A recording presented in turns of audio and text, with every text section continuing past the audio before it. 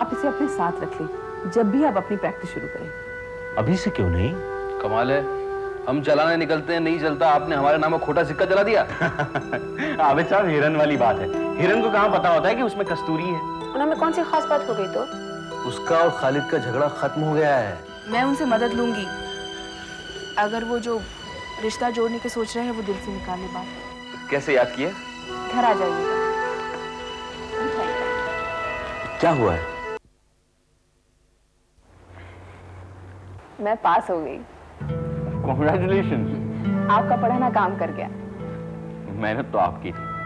मदद आपने की, शुक्रिया। वारिस मियां कैसे? बहुत बेहतर है अब तो, खासकर जब से आपने बाहर से दवा मंगवा दी। देखूं अगर जाग रहे हो तो। नहीं, आज सुबह ही आबिद साहब आए और उन्हें और अम्मी को ले गए। अशरफ की छुट्टियां हैं, खेलने को कोई चाहिए। अच्छा है। आप छुट्टियों में कहीं जाएंगी? कहाँ जाऊंगी? आप तो कह रही थी कि अमिता जी और मीरा जी दोनों बुला रही हैं। बुलाया तो है, पर कहाँ जाऊंगी? आपकी कोर्ट की छुट्टियां कब हैं? 15 दिन बाद। कहीं जाएंगे? नहीं। तो फिर मेरे साथ जस्टिस मुनीर के यहाँ चलें। जस्टिस मुनीर? अस्सलाम वालेकुम वकील साहब। वालेकुम अस्सलाम। वकील साहब, आपने हमारी आपाजान को पढ़ाया। दरअसल ना, आप ही की वजह से हमारी आपाजान कॉलेज जा सकी, क्योंकि ना आप अस्पताल जाते रहे, इस वास्ते से। आप ही ने भी रात दिन एक किया और माशाल्लाह से देखिए इम्तिहान में पास हो गई। इस खुशी के मौके पर जो भी बना है ना, आप बिस्मिल्लाह करें। देखिए, मना मत करिएगा, निवाला मुंह में डालकर छोड़िएगा मत। नहीं नहीं, आज ऐसा नहीं करूँगा।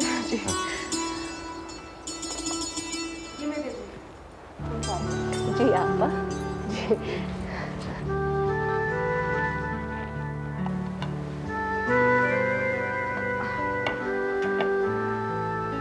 क्या हुआ? नफीसा मेवे डालना भूल गई है, मैं भी डालकर लाई।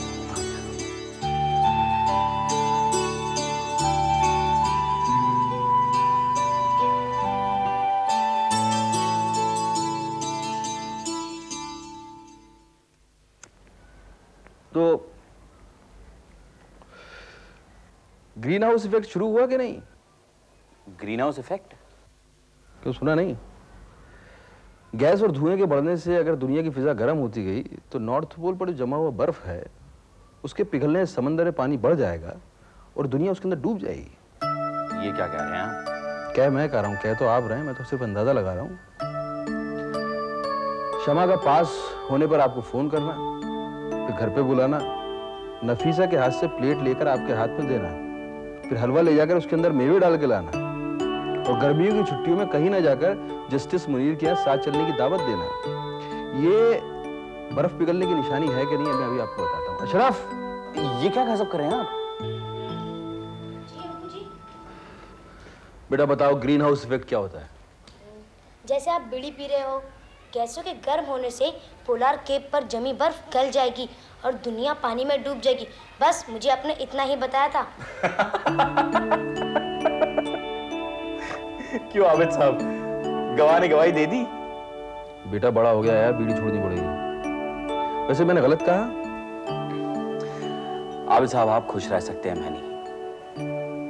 मेरी अम्मी बीमार रहने लगी हैं और उन्हें मौत से डर लगने लग गया है। वो हर किसी से कहती है कि मेरे बेटे को समझा दो, वो शादी कर ले।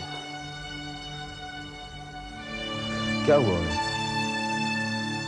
कुछ उम्र है, कुछ सदमा है, कुछ मैं हूं, और मैं कुछ नहीं कर सकता।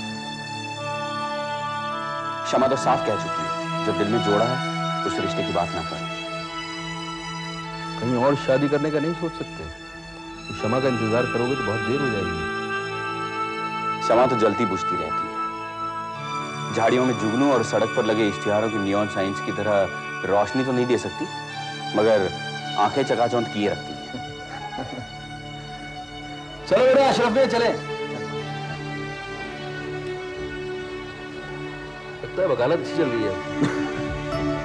खुदा हाफिज़ साहब। आओ भाई।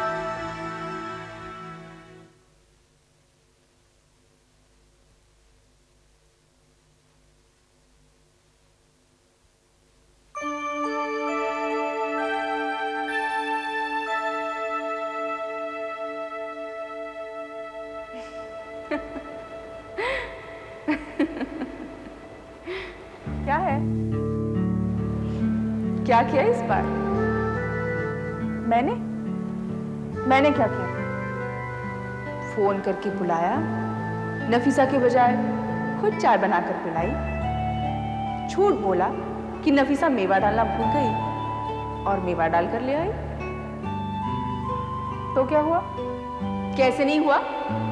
कभी घर में हलवे में मेवा पड़ा है जो उस दिन हलवा नंगा लगा और उसमें मेवा डालकर ले आई, और वो भी उस आदमी के लिए जिसने तुम्हारे हिस्से के बादाम, पिस्ता, काजू, किशमिश छीन कर तुम्हारे सौत को दिला दिए, और तुम्हारी कुर्ती, गरारे और दुपट्टे के गोटा किनारी सलमे सितारे तोड़कर इन सादा कपड़ों में छोड़ दिया। तो क्या हुआ? वो न करता कोई और वकील करता, फिर सगा भी तो होगी। मुझे देखते ही उस लड़की को छोड़ दिया जो मुझसे बड़े घर की थी, कवारी थी, उससे मोहब्बत करती थी। और मैंने क्या किया? न बात की, न बुलाया, उल्टा वो कहा जो एक दुश्मन को नहीं कहना चाहिए। पर आना तो बंद नहीं किया, आता रहा। और तुम्हें आने दिया पढ़ाने को, और मैंने नहीं कहा था, आबिद साहब ने कहा था। और पहले दिन तो मैं पढ़ने आई भी नहीं घर, लाइब्रेरी में बैठी रही। चाय तो पिलाई ना, नफीसा लाई और उसने पिलाई। अगर मैंने कभी उसे पीने के लिए कहा तो वो भी तब जब चाय ठंडी होकर सिंक में फेंकने लायक हो गई। लेकिन इस बार बर्फी, गरम गरम चाय, मेवेदार हलवा, क्योंकि पास हुई थी और उसकी वजह से पास हुई थी। ऐसी मिठाई तो गैरों में बांटते हैं। उसने तो मेरे बेटे का इलाज करवाया, मुझे धोकर ले गया जब मेरी टांग टूटी थी, खून दिया। फिर कर क्यों नहीं लेती? क्या कर लूं? वही जो अम्मी अब्बू और आबिद साहब चाहते हैं। क्या चाहते हैं? मुझसे पूछ रही है? वाह, इस सादगी पे कौन नवाजा है खुदा। लड़ते हैं और हाथ में तलवार भी नहीं। वो चाहते हैं कि उससे शादी कर लेना। नहीं,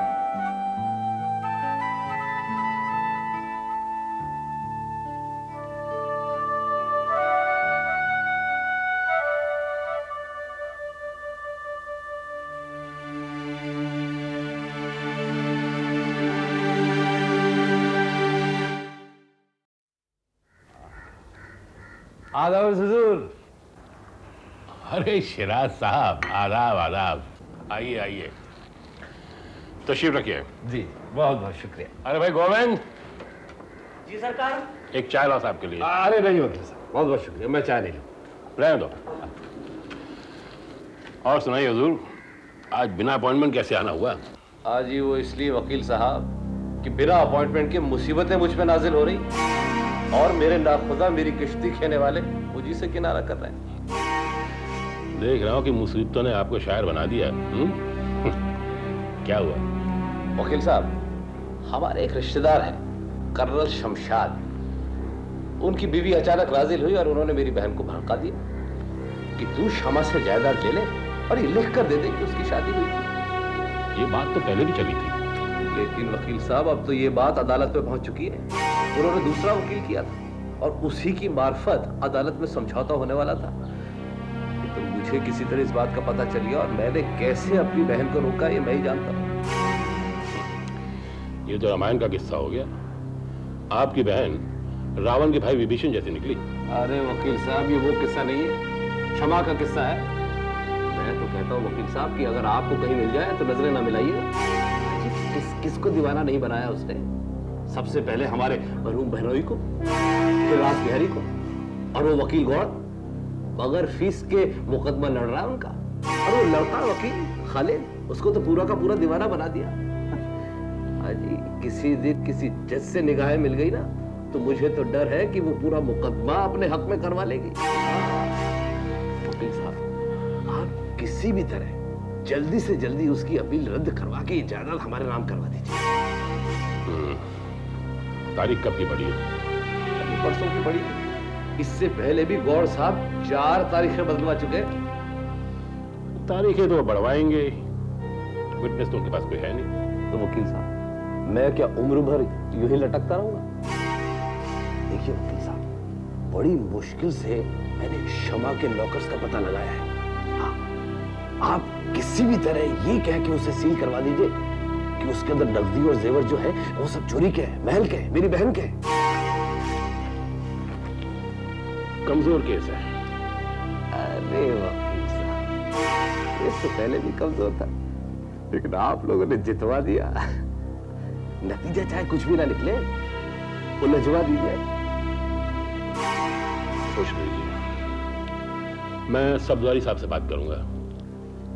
मैं इनकम टैक्स में शिकायत कर दूं कि उसके पास बहुत सारी बड़ी रकम है और वो टैक्स नहीं देती है? फंसवा दो। सोचने दो भाई एक मिनट। नमस्ते पिताजी।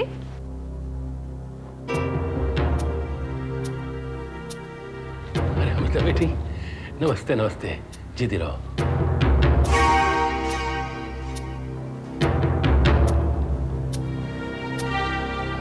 सुनो, तुम्हारी माँ कहाँ है? आ रही।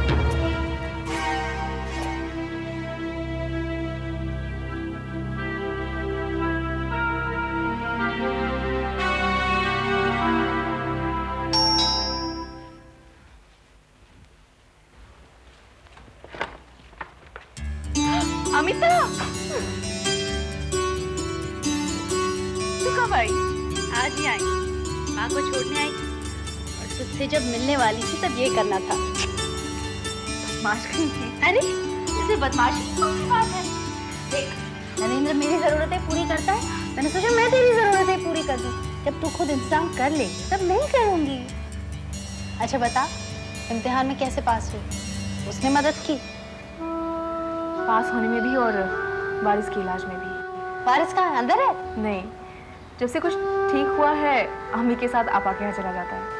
और उसके साथ ताल्लुकात कैसे हैं? आने देती हूँ पर कुछ शर्तें लगा दी है। मन उसके तरफ नहीं क्या? माँ जी के साथ कैसे गुजरी? नरेंद्र आए होंगे, उनसे मिले होंगे। हाँ आए थे, मिले थे, ठीक गुजरे। और जो ठीक नहीं होगा वो मैं ठीक कर दूंगी। जब दिल में मोहब्बत होती है तो कुछ बुरा नहीं लगता, सब अच्छा लगता है। लेकिन अगर दिल में मोहब्बत ही ना हो तो फिर अच्छा भी अच्छा नहीं लगता। फॉर एग्जाम्पल खालू, अब ऑब्वियसली उसमें भी कुछ ना कुछ अच्छा तो होगा ना, लेकिन तू उसे मन मार कर मिलती है। कोई और बात नहीं कर सकती? क्या बात करें, बता। उसकी बात न कर, छोड़ दे मेरे मन पर, वक्त पर और उस पर, जो मैं नहीं देख सकती और नहीं इनकार कर सकती।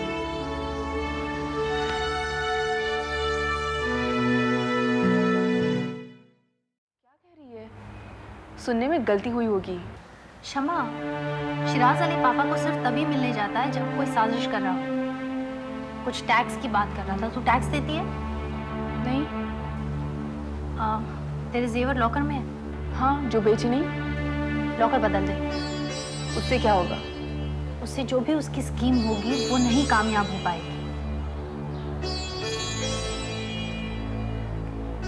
कितनी चोर बनूंगी मैं? शादी हुई वो नहीं मानी गई, बच्चा हुआ वो उनका नहीं माना गया। अब उनके दिए पैसे और जेवरों को लेकर मैं ऐसी छिपती फिरूं जैसे एक बिल्ली अपने बच्चों को मुंह में लेकर छिपती फिरती है। जब चोर आ जाते हैं तो ये करना पड़ता है। बंबई जब आएगी देखना, 5वें 6ठे माले पर भी ग्रिल्स लगाई होती हैं। आंखों को खलती हैं लेकिन लगानी पड़ती हैं। ऐसे ही जिंदगी में भी ग्रिल्स लगानी पड़ती हैं। क्या? अब मैंने पापा और मेरे बीच ग्रिल लगा ली ताकि ये रिश्ता टूट जाए, ताकि वो मेरी जिंदगी में कभी दखल ना दे सके। लेकिन अब नरेंद्र ऐसा नहीं कर सकता, तो क्या करें? अब क्या हुआ? माँ को भी वो इतना अच्छा नहीं लगता, डेस्परेट हो गया है। अब दोनों जगह ग्रिल लगानी पड़ेगी। तुझे? और क्या, मैं उसके पिताजी को अपनी मनमानी करने की गुंजाइश कभी नहीं दूंगी, ना अपनी माँ को। वैसे खालिद पर शर्तें लगाई हैं, ये भी एक किस्म की ग्रिल ही है। अच्छा किया ग्रिल लगा ली, अपने आप को प्रोटेक्ट करने के लिए, ताकि कोई अंदर आना चाहे तो पीप होल में से देख ले और ग्रिल के पीछे से ही बात कर ले। उलझाती नहीं, सुलझाती हूँ। ऐसा तू कहती है, लेकिन मैं नहीं मानती। तेरा दिल सुलझाने की कोशिश कर रहा होगा, लेकिन तू उलझती जा रही है।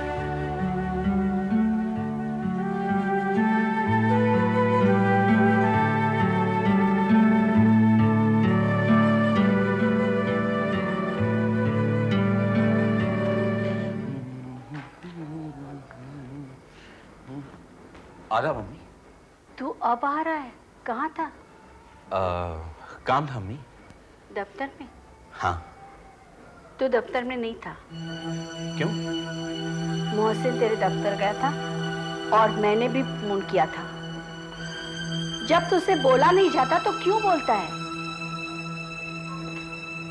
क्या मम्मी? झूठ। तू उस बेवा के घर गया था ना? जब आप जानती है तो क्यों पूछती है? मैं जाता हूँ और जाता रहूंगा। मुझे क्यों नहीं बताया? क्या मम्मी? कि मोहसिन शादी कर रहा है और कल उसकी मंगनी है। मैं नहीं चाहता था कि आप जाने और फिर वहां जाएं। क्यों? अम्मी, उसकी मंगनी देखकर आपको मेरी मंगनी याद आ गई और फिर आप वहां उन्हें देखती जिनके साथ मेरी मंगनी होती है, जिनके घर में होती। अम्मी, मैं नहीं चाहता था कि आपको दुख।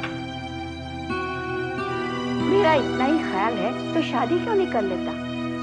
कल वो लोग भी वहीं होंगे, तू हाँ कर दे, मैं उन्हें मना लूंगी। इसीलिए ना आप जाएंगी ना मैं जाऊंगा। वो तेरी नहीं हो सकती, नहीं हुई है, इसलिए तू अपनी दोस्त की मंगनी में नहीं जाएगा। मैं सुबह सुबह जाकर माफी मांगूंगा उससे। मैं जाऊंगी, मुझे सबा के इमाम जामीन बांधना है।